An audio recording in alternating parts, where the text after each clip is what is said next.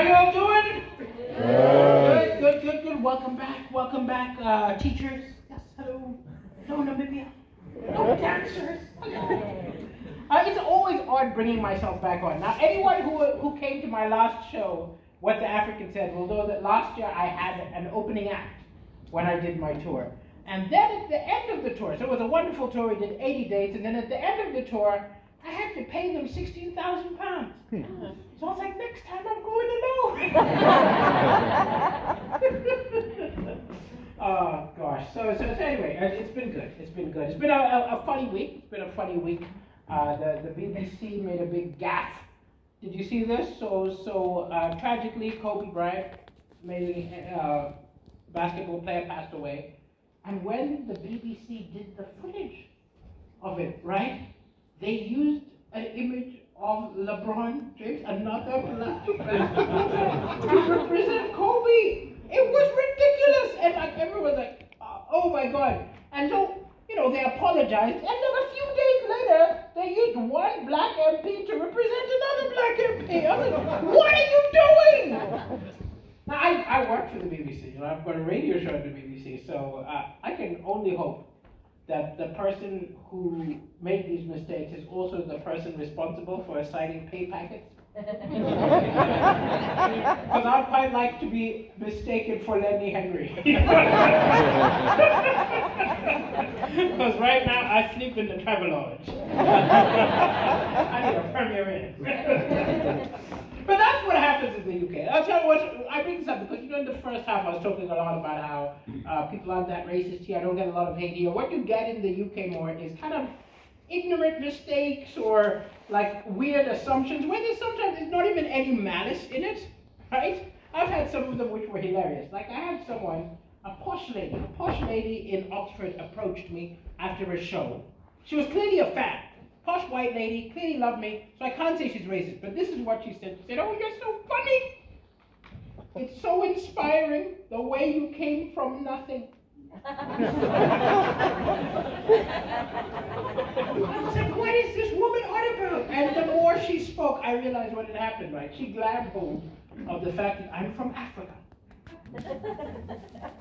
And she had clearly watched way too many Oxfam ads. And she was just imagining I grew up on some refugee camp with flies flying around my face. But she was saying stuff like, "You've come so far. How do you speak such good English? Wow." And I was like, look, Malawi is one of the poorest countries in the world, but I wasn't. We had a bloody Volvo.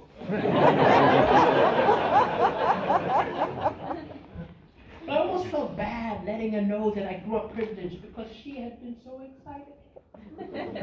She thought she was talking to the Fresh Prince of Bel-Air. And I had to let her know that I'm actually more Carlton.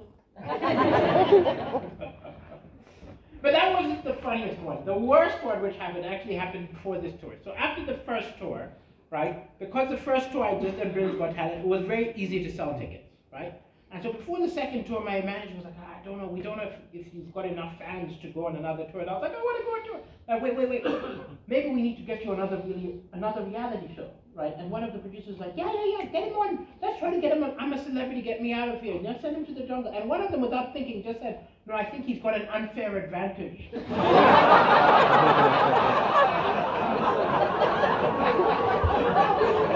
What do they think? I can swing through the trees? Speak to the insects or something? But again, there was no malice in it. It was just like, it's just, I get it a lot in the UK. You can't even be angry. You just say, okay, well, that's weird. And of course I speak posh English. I went to posh British schools in Africa, right? Essentially, Hogwarts, Africa. But when I look back at it, the curriculums were weird. Curriculums were weird, very weird. Like my Namibian friend, did you go to school in Namibia? I did, yeah. And did you go to British schools? No, I just went to local. Local schools. So what languages did you learn? So you learned Afrikaans. Well, it makes sense, right? I'll tell you this because I went to British schools, like British post-colonial schools in African countries. I was in Malawi, I was in Kenya, right? So in Malawi, we've got a local language, Swahili, right? No, that's right. Chichewa. And then Kenya, they've got Swahili. That's Hakuna Matata. That's where they come from. Disney didn't make it up. No. So like Kenya has a language. Kenya has a language. I was in Kenya at school. It never came up. My crazy British school, you know what languages they told me? English, French, Latin. Latin is a dead language. There's no one walking around going, my crazy school thought there was more chance of going to run into the ghost of Julius Caesar. There's another living, breathing Africa. And in history, right? You think maybe since I was in Africa, they'll teach me some African history. Teach me about Nelson Mandela or Jomo Kenyatta or something. No! Henry VIII. William the Conqueror. And I didn't realize because I was a kid, but as you grow up, you realize what was going on. I realized in loads of subtle ways, my school was basically telling me that my culture was terrible and your culture was awesome. And then I moved to the UK and I heard people saying, why do all these immigrants come here? And I was like, well, you bloody prepared me. Where did you think I was going to go? I know about Henry VIII. Should have taught me Japanese if they didn't want me here. But I'm not that African, right? I'm not that African with that Oliver Twist story who grew up in a village and changed his life. That's not me, right? I never had to be that person because that was my mom. My mom grew up in a village, got a scholarship, became a doctor, ended up working for the World Health Organization, right?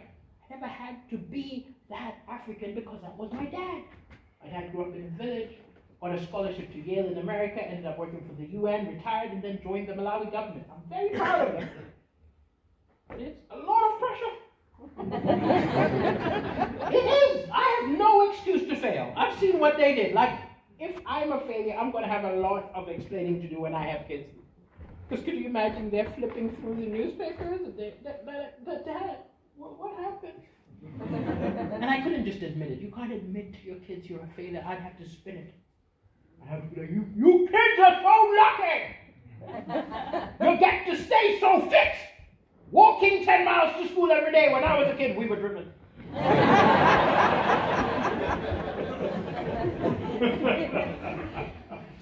Oh gosh, very proud of my parents. My dad, as I said, is in the Malawi government. He retired from the UN, couldn't stay retired, he got bored, so he started campaigning and stuff, and now he's in the government. He was Minister of Education for a while, and I wasn't surprised because when I was a kid, no matter what grades I got, they weren't good enough. So about 5 A's, 2 B's, you'd say, no! You're not reaching your potential, huh? Apply yourself! Lock me up, make me study. How about 6 A's, 1 B? No! You're not reaching your potential. Apply yourself. Really hard on me, but I understand, right?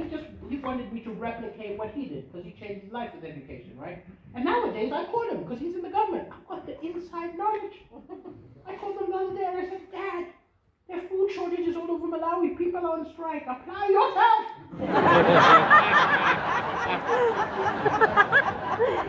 I think you're reaching your potential. But African politics is insane.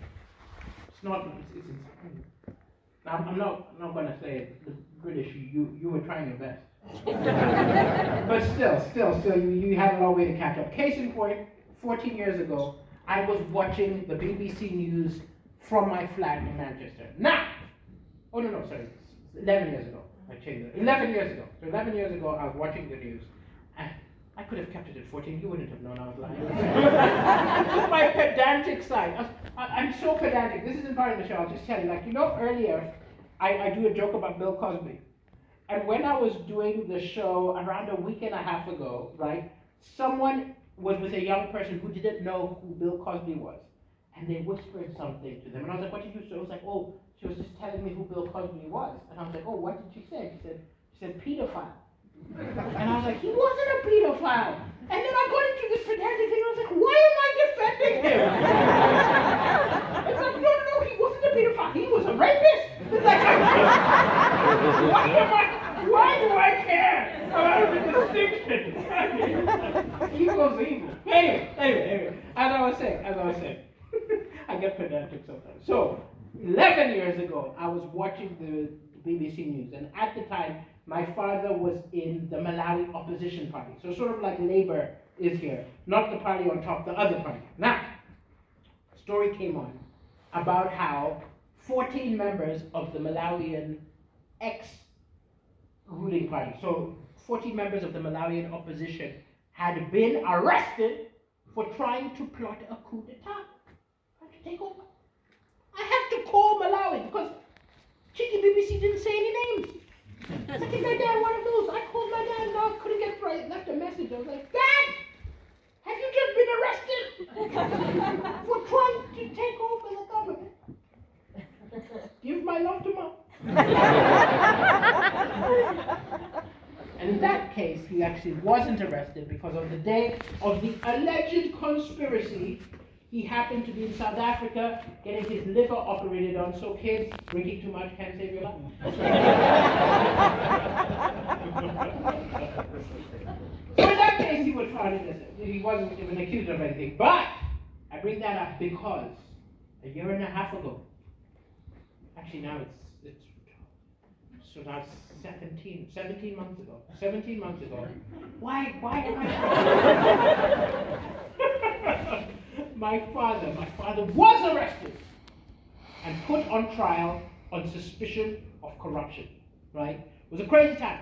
Well, the trial went for over a year and I was not allowed to talk about it. It was crazy. There was all sorts of stuff going on in Malawi. I wasn't allowed to talk about it. Finally, the trial is over. He was found innocent of all charges. I'm allowed to talk about it. And I'm relieved because I was like 80% sure he was innocent. You're never 100%. Like, clap your hands if you've had a friend or family member accused of a crime. Clap. Just one. Just one. Now, let's not make anything awkward. Are they here right now? No. Now, the person who was accused, did they turn out to be guilty? Yeah. Oh. And did you know they were guilty the whole time? Yeah! Were you the co-conspirator? Well, I think the reason I bring it up is because you know there's often people who go on the news or television or something and they say, oh, he never could have done it, people who stand by someone accused. And I'm always like, wait a second, they could have done it. You know what I mean? They could have done it. Even when it's a celebrity, like Bill Cosby, all of these women started showing up, coming out of the woodwork, accusing him of drugging them. And his fans came out wearing picket signs saying, oh, he's innocent, don't believe these women, they're lying. And I was like, you don't know this man. He made you laugh a few times. My dad changed my diapers and I was 80%. But also Malawi is a complicated place. It's not like a trial like here. After his first hearing, the hearing went very well. 8 hours later, his office blew up. Somebody blew up his office. It also shows you no one changes their mind because everyone on his side, like me and my brothers, were all like, oh my gosh, you see, it's because your hearing went well. They're threatening you. They want you to just shut up and plead guilty. Everyone on the other side was, you see, he's blowing up evidence. He's blown up his own office so we don't find the evidence. Oh. And then I got involved because my dad calls me in a panic. He's like, you're in the UK, you must help me, huh? They've blown up my office. Also, in the trial, they brought up things I've said in private to your mother. Clearly, they've bugged the house. They've bugged the house. They've blown up my office. You are in the UK. Find the spy. I was like, what do you mean, Dad? He's like, find the spy like a James Bond. And I was like, I don't know what movies you've been watching, Dad. I can't just... I can't go to number 10 and be like, do you have any extras? My dad was like, okay, maybe you don't know, but you know the internet. I don't know internet. Find one of the, you can't find a spy on the internet. You can't find a spy, and if you find a spy, that's a shit spy.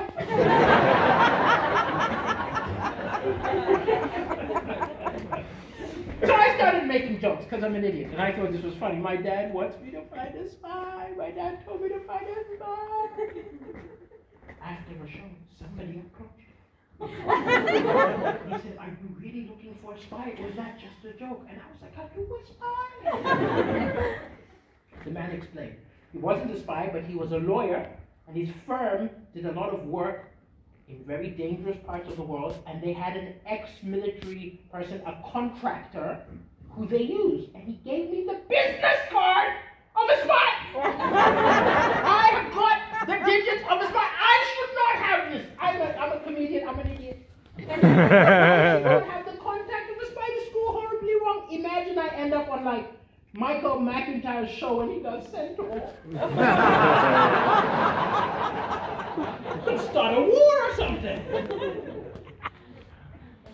But we met with the spy. We met with the spy, and I'll admit that it was a bit of an anticlimax for me because I thought there would be more espionage involved.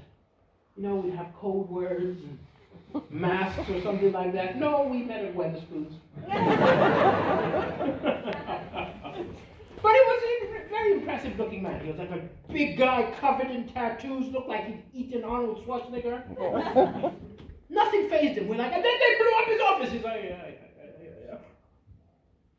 And he bugged the house, and he's like, no, they haven't bugged the house. I was like, well, how do you know? He said, no one uses bugs anymore. Did you know? They don't use bugs anymore. It's too time consuming. Nowadays, it's all about hacking. So there's no need to bug someone, you just hack their webcam, or you plant software. We're like, okay. And so he's going to look into it. Very expensive guy, but he starts looking into it. After 2 weeks, my dad calls and says, what did the man find? Who is responsible? Who is framing me? We call the guy, and he said, hey, this is a long process. You can't just go to a bomb and follow a string and you find who planted it. This is going to be a long process. Also, I've never worked in Malawi before, so I'm cultivating some contacts I have in Zambia, and then we're getting into Malawi. It'll take maybe 6 months, but I'll get to the bottom of this. We tell my dad, and my dad's like, oh, this man you found, he's a crook. He stole my money. Give me a refund. Ask for a refund. And I was like, I'm not asking that guy for a refund. He looks like he could kill me with a toe. Also, how would that conversation even go? I'd be like, okay, we need to do a performance review of your espionage for the last few weeks. Yeah. But I understand why my dad was in a hurry. It's because he'd gone from being Malawi's favorite son to being hated. I think this is why I ended up writing a show about all these celebrities who were loved, and then people found out stuff about them and started to hate them, because it kind of happened in my family. My dad was loved and now hated, and it kind of happened to me too. Because after Britain's Got Talent, you got to know, as much as people in the UK loved it, Malawians lost their mind.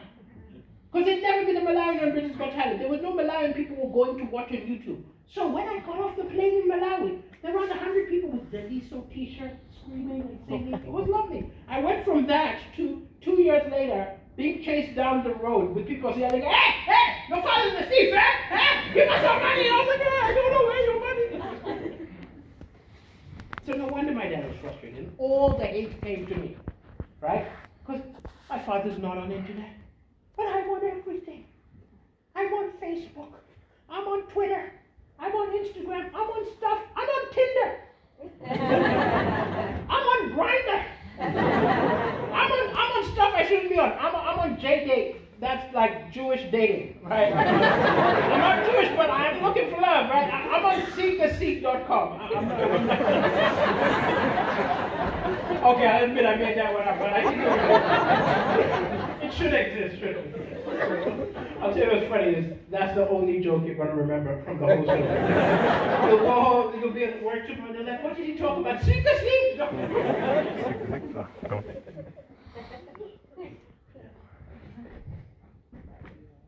So I got all the hate, all the people sending me, hey, you bastards, you thieves, you Japanda bastards, hey, fuck you and your father, hey, give me my money, all these kind of messages, all these messages. And in the middle of all of them, somebody tried to blackmail. I don't know if any of you have ever been blackmailed. This guy was very direct. I opened my Instagram to the message, hello, I am blackmailing you. Put it out there, the first line. And then he explains, he says, your father is guilty. I have evidence, I have photos. Give me £5,000 or I give the photos to the newspaper and to the police. And right there, I went from 80% to 60%. My wife is going to say, imagine my dad did it. Imagine my dad did it. My dad, he's still my dad, right? I wouldn't necessarily want him in prison. He's my dad. He might be a bad person, but he's still a good dad. What would I do? But then I also realized I don't necessarily want to be the person paying off someone to destroy evidence, because that would make me feel terrible. And I realized it was too much. I had to tell my dad, right? He could decide. But when I was about to ring him, I had this terrible thought. Imagine I ring him and say someone says he has evidence and he wants 5,000 pounds to destroy it. Imagine my dad's like, here's the money, get rid of that evidence. That'd be depressing because, 60% is better than 0%. At the same time, I realized I had to get to the bottom. So I called my dad. Very uncomfortable conversation. I called my dad and said, Dad, somebody is trying to blackmail us. He says you're guilty, he's got evidence, and he's going to give it to the police unless we give him 20,000 pounds.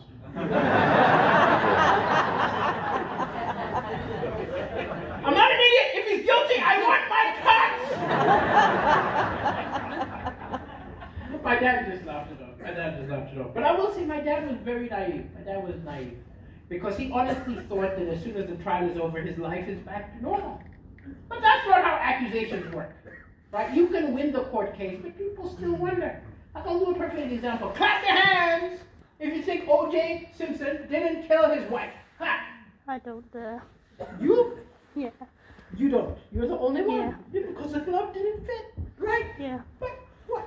99% of the audience, doesn't matter what happened to the courts, will be like, I don't think it is. I don't think it is. Okay, what's interesting? There's what happens in court and then people's gut feeling. So in Malawi, as much as my dad won the court case, loads of people in Malawi think he still did it. He must have bribed the judge or something like that. We were in a car, people saw him, started throwing stones at the car.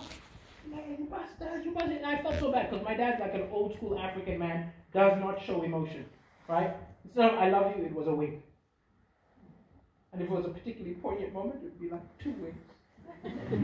But when they were throwing stones at the car, my dad looked like he was going to cry or something like that. And it was depressing, but the next day, something really funny happened because someone showed up at the front door, kind of wearing ragged clothing. Bangs on the door, says, hello! I want to speak to Honorable Joe Chaponda. That's my name. We call my dad and this guy says, hello! I was one of the people throwing stones. We're like, what's the guy here for? He says, hey, we were paid. We were paid by MCP. That's like the other party, right? We were paid by the other party to throw stones, make you look bad. Hey, sorry, you're in the newspaper. But if you pay us, we know how these things work. We make sure it never happens again. I thought my dad was going to kick the man, chase him away. My dad hired him! We have got our own squadron of stone throwers. If anybody is looking,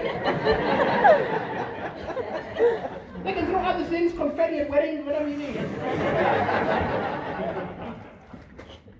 And my dad has got obsessed with trying to clear his name, change his legacy. He's 77, he doesn't want the last thing people to remember to be the scandal, so he's giving his money away. Yeah? Giving money to churches, giving money to hospitals, digging wells, doing all that. And I'm like, I was going to inherit some of that. Okay. No, but honestly, I understand because, you start worrying about how people remember you as you get older. I didn't know I had this in me. I did not know I had this in me at all until I was on Flybe. Who has flown on Flybe?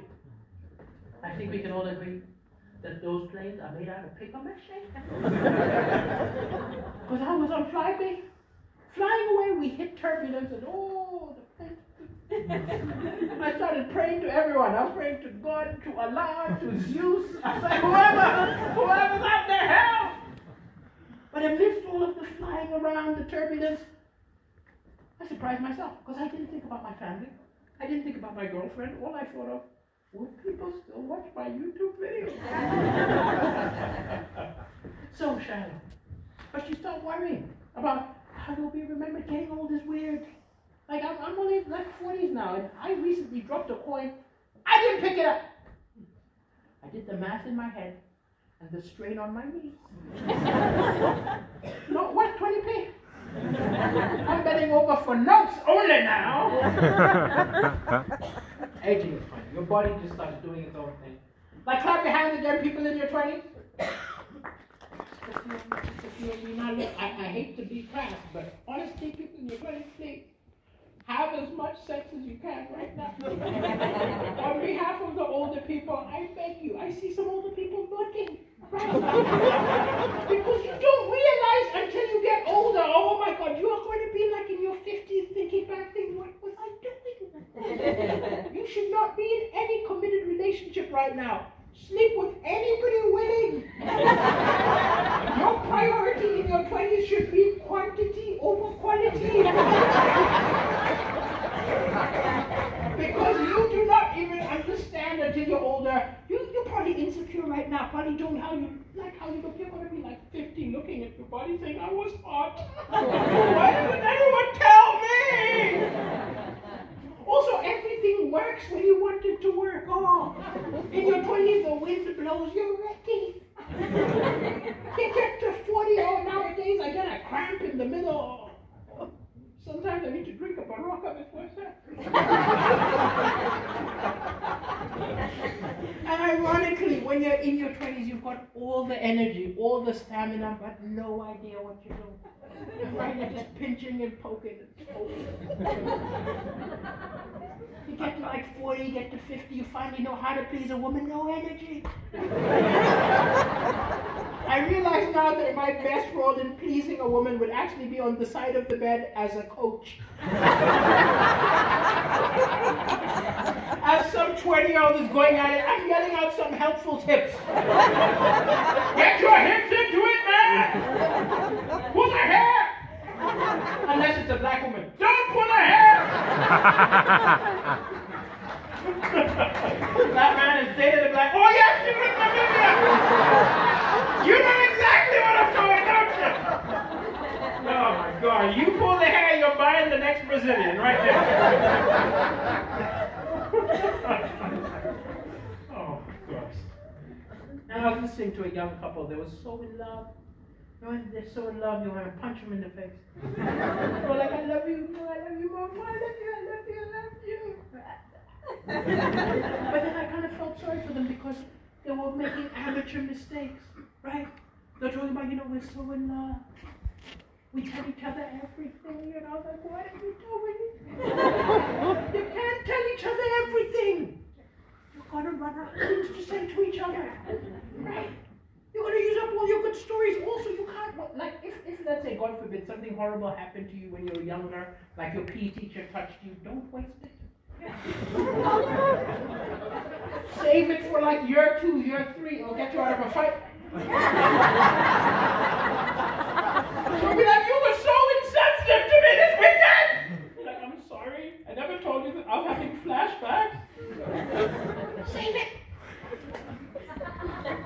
And they'll talk about their sex life. Been together 2 months, young, beautiful, and they're like, oh my God, you're so kinky. And I was like, why are you kinky?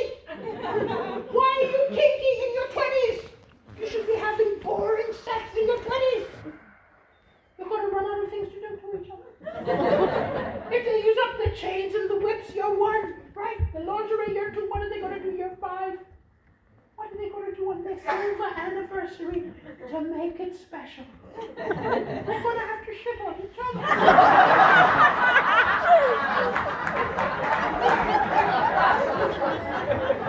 So if you learn one thing from this show, please pace yourself. Thank you so much, ladies and gentlemen.